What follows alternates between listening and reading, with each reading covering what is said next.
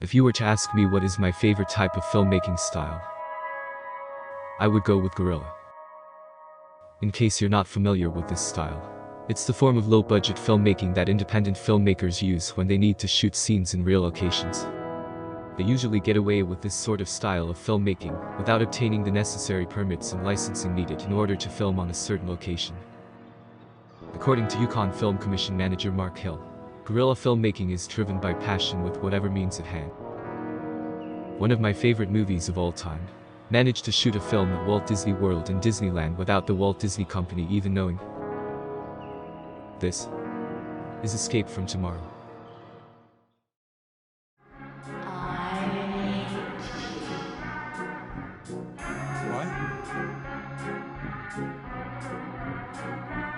What did she say? Hate's a bad word. No, Mommy didn't mean it, honey.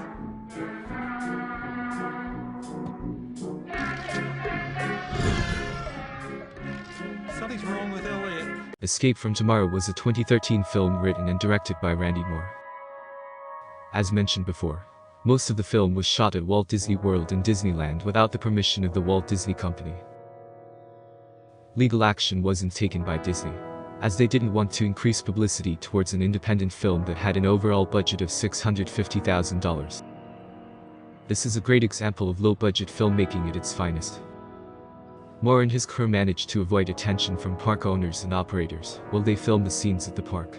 The cast had their scripts on their phones, and the film was shot on a Canon EOS 5D Mark II. This made filming look unnoticeable to the Disney park staff.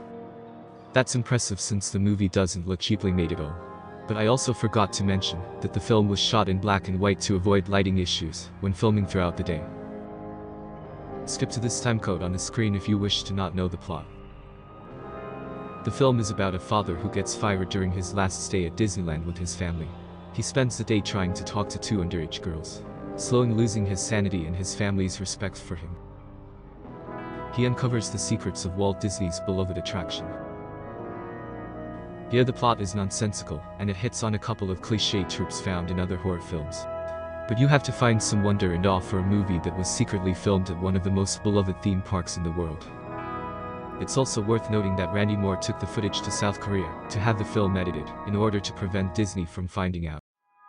I wouldn't call this movie groundbreaking for its use of guerrilla filmmaking style, but I will say there is some charm to the film.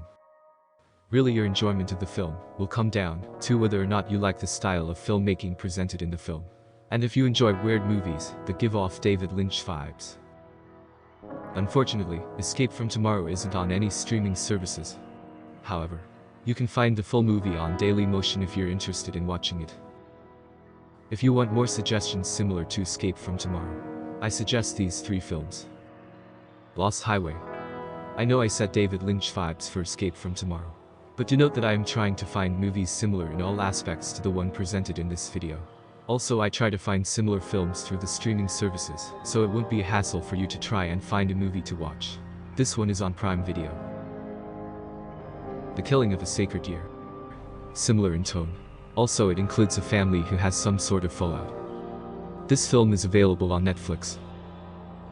Trespassers. Another horror film. It also involves around a doomed vacation. You can watch this one on Hulu. Hope you keep watching films. Bye.